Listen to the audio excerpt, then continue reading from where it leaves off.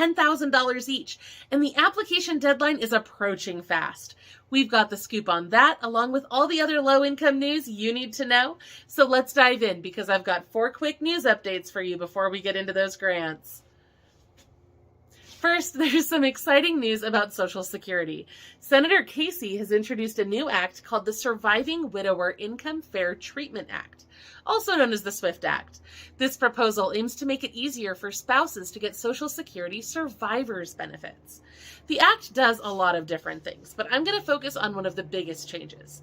This act would allow surviving spouses the right to receive 100% of their entitled survivor benefits at any age. That's a big deal because right now the surviving spouse has to reach a certain age before they can get those benefits. This could improve the lives of a lot of widows and widowers if it becomes law. In another noteworthy announcement, the IRS is taking some of the pressure off of low-income households. For a long time, the IRS has seemed more interested in auditing the poor than the wealthy. A new announcement from the IRS acknowledges this problem and announces some pretty significant changes. According to the latest information, the IRS plans to use artificial intelligence to optimize their auditing effort, with a clear focus on tackling tax evasion among wealthier individuals. Here's the good news. They've committed that audit rates will not increase for individuals earning less than $400,000 a year, and they're implementing additional safeguards for those who rely on the Earned Income Tax Credit. This credit has been the focus of a lot of audits, so this is great news for low-income families. Since a new school year just started, I also want to remind anyone who may have started a new college term or who has a child in public school that there may be additional financial resources available to you through your school. Many colleges have grants and low-cost loans available to help you with utilities, food, and other basic needs in emergency situations, and they may also have access to financial advisors who can help you manage your budget. Local school districts also have supportive programs for students and their families as well, so that's always something worth looking into. Now, there are some class action settlements that will be closing soon. If you've done business with Home Trust Mortgage, AFNI, Baptist Neighborhood Hospital, Journeys, or Los Angeles Sewer, you probably ought to check out the list of upcoming settlements on our website.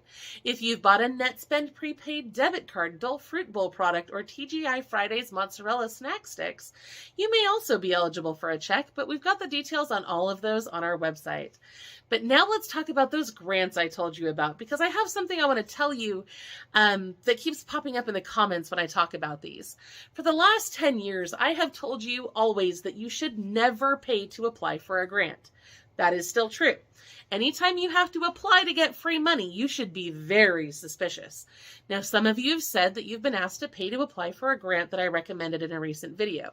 I'm assuming that's because you looked at the grants from our sponsor, Skip, and you were encouraged to upgrade to a paid account. If I'm wrong about that, and there's some other grant program that's asking you to pay, please let me know in the comments. I have been using Skip to find grants for our recent videos, and honestly, I love it, and not just because I'm an affiliate. It makes my workload a lot easier when they organize all of those grants in one easy-to-find place for me. But I want to be really clear about this, because your trust is important to me.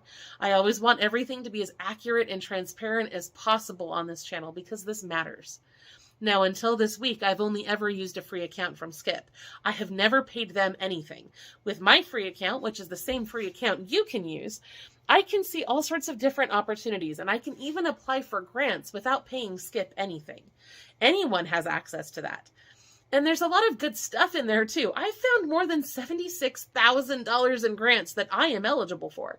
I've applied for a few, and I've noticed that when I click I'm interested and then go to application, it usually takes me to an entirely different website that isn't associated with Skip at all. That's because Skip is an aggregator. They do offer a few of their own grants, but mostly the grants that I've seen are offered by other companies. Skip just makes it easy to find them all in one place. And since you can see most of them with a free account, I think this is a great resource. Now, I know that they do promote their paid subscriptions in a lot of places on the website. After all, they have to make their money somehow, right? Their paid plans do have a lot of cool features too, like one-on-one consultations and help filling out applications. But you're not required to pay to apply to get to the applications for most of these grants. Now, I do want to let you know that the company did upgrade my account for free this week, so I can see some of those locked opportunities that I couldn't see with a free account. Because I'm an affiliate, they are not making me pay for this, which I really appreciate. But I want to be upfront with you because your trust is important to me. The majority of the grants I talk about going forward should be visible on the free plan, but some may require that you upgrade. In that case, just don't apply for those if you don't want to upgrade. It's fine. There's never any pressure from me to ever buy anything on this channel. I'm not entirely sure that I will be able to tell the difference between what's free and what's paid within my account anymore, but I will do my best. So with that in mind, let's talk about the grants that are currently accepting applications right now.